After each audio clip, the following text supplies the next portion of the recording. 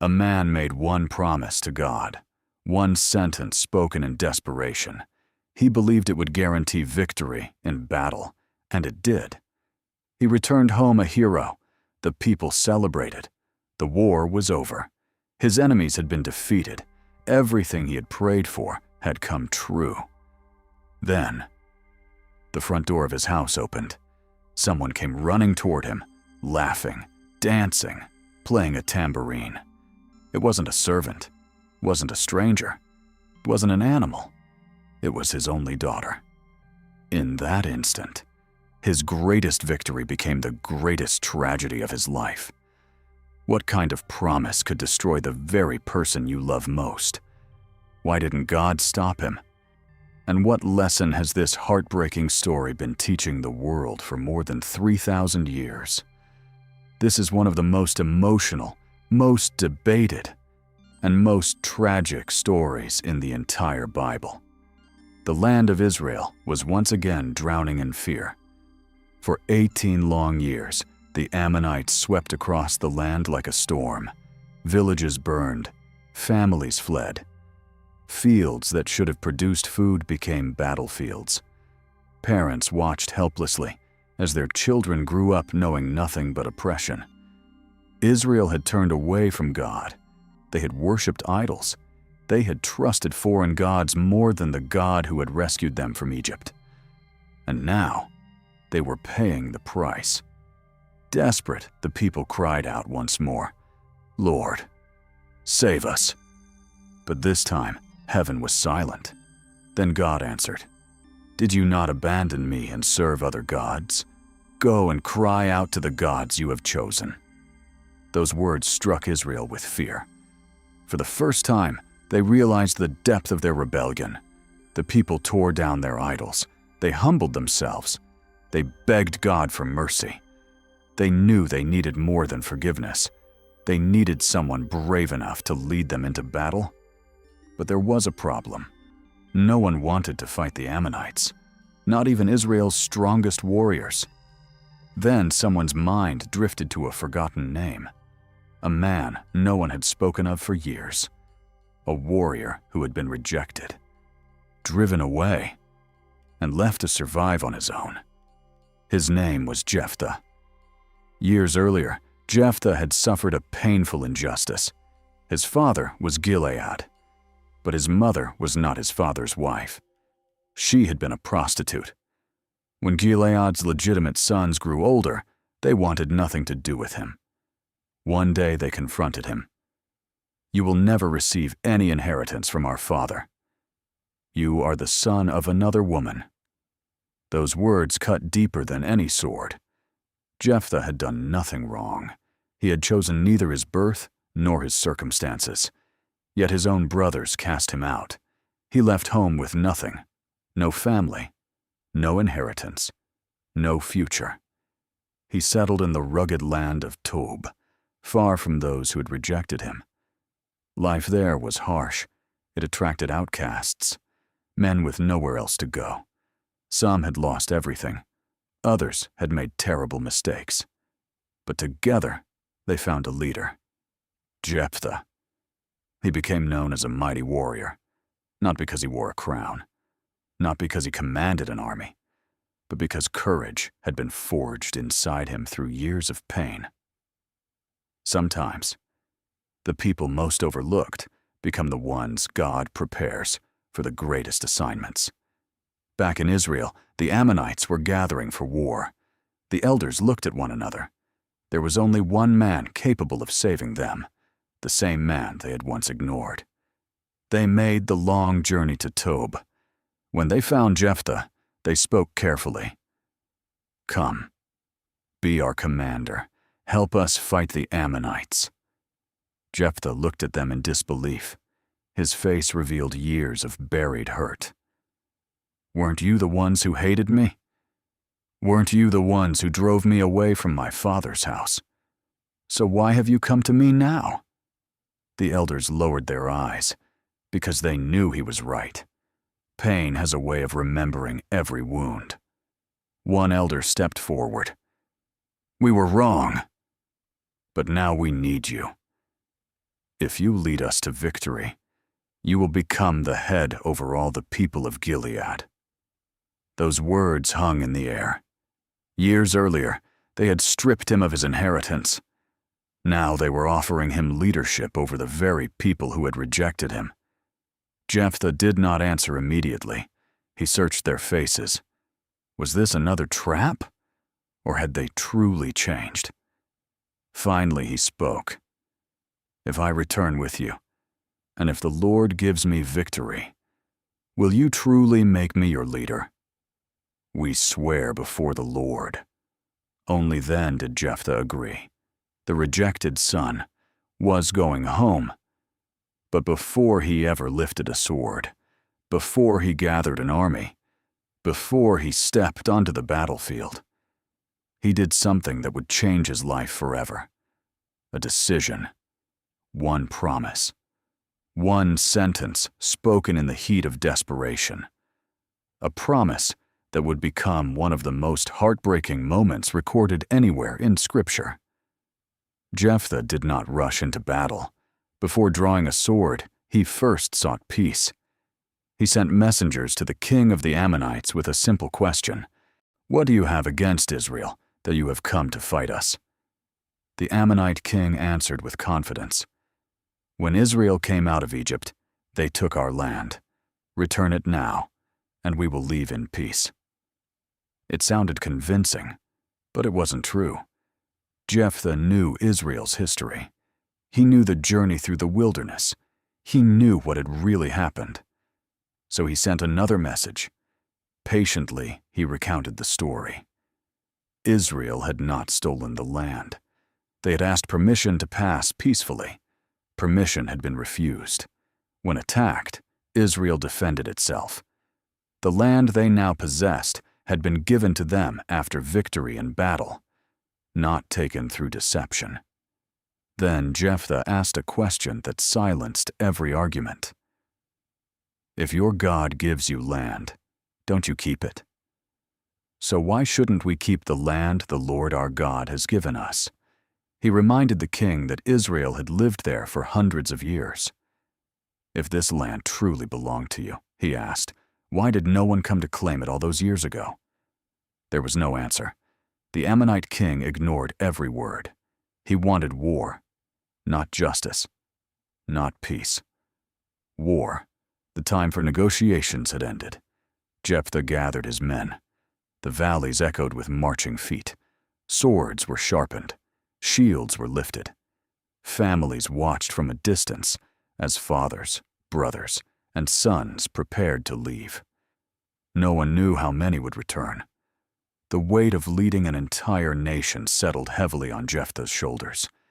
He had spent years fighting as a warrior. Now he carried something far greater. The hopes of Israel rested on him. The Bible tells us that the Spirit of the Lord came upon Jephthah. God was with him. But in that moment, fear still crept into his heart. Perhaps he looked across the enemy camp. Perhaps he saw how vast the Ammonite army appeared. Perhaps memories of rejection whispered once again. What if you fail? Instead of simply trusting the God who had already promised victory, Jephthah made a decision that would haunt him forever. He prayed, "O Lord, if you will indeed give the Ammonites into my hands, then whatever comes out of the door of my house to meet me when I return, in peace, shall belong to the Lord. And I will offer it up as a burnt offering." The words left his mouth. There was no taking them back. Why did Jephthah make such a vow? The Bible never tells us. Perhaps he believed a costly promise would prove his faith. Perhaps he thought God expected a greater sacrifice. Or perhaps, in the pressure of the moment, he forgot that God's favor could never be bought. God had never asked him to make such a vow.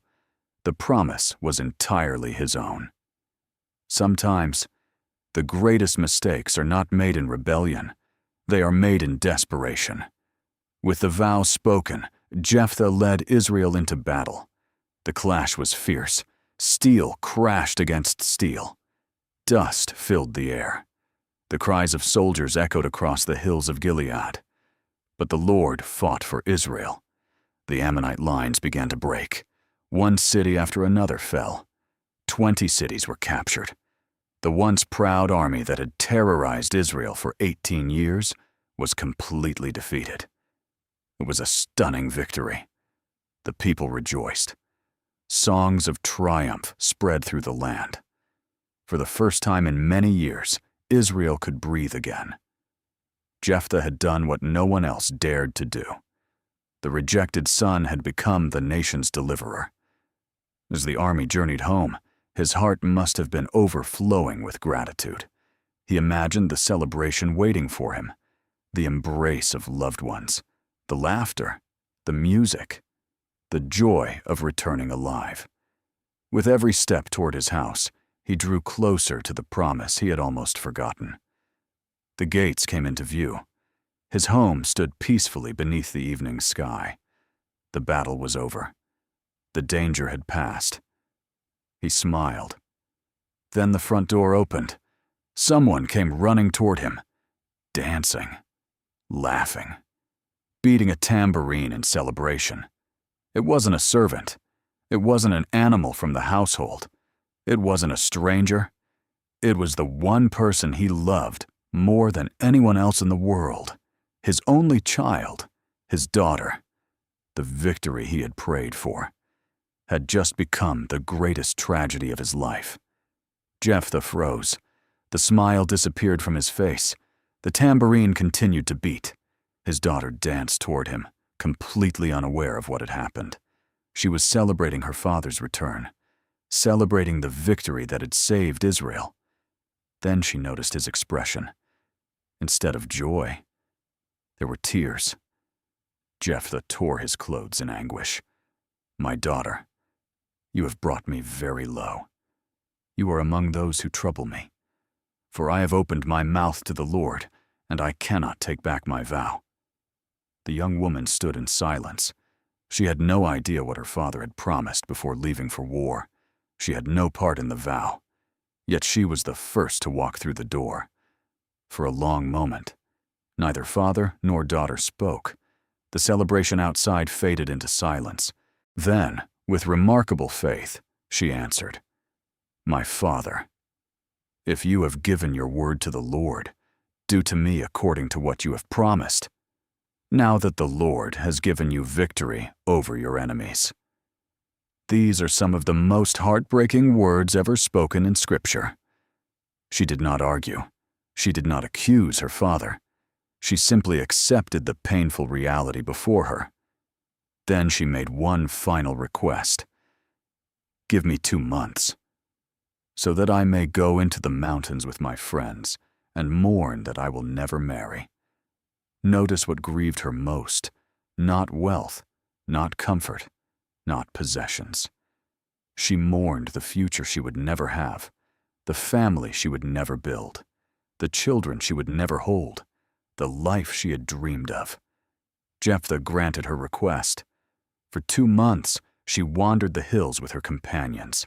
Every sunrise, every sunset, brought her closer to the day her father's vow would be fulfilled. When the 2 months had passed, she returned home. The Bible simply says, "He did to her according to the vow he had made." The passage gives no further details. Because of this, faithful Bible readers have long discussed exactly what happened. Some understand the text to mean that Jephthah literally fulfilled his vow by offering his daughter as a burnt offering, a tragic act that God never commanded, and that was contrary to his law. Others believe that she was dedicated to lifelong service to the Lord, remaining unmarried for the rest of her life, which explains the repeated emphasis on her virginity and the life she would never have. Whichever view one holds, one truth remains unmistakable. Jephthah's reckless vow brought heartbreaking consequences. It stands as a solemn warning to every generation. God had already promised victory. Jephthah did not need to bargain with him. He did not need to purchase God's favor. The Lord is not moved by desperate deals. He desires trust. How often do people still make promises like Jephthah's? Lord, if you get me out of this situation, I'll never do this again. If you answer this prayer, I'll serve you forever. But God has never asked us to manipulate His mercy with promises born from fear. Our relationship with Him is built on faith, not negotiation.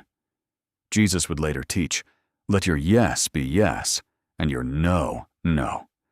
Our words matter. Promises matter. Once spoken, they carry weight. The story of Jephthah is not merely about a warrior. It is about the danger of speaking without wisdom.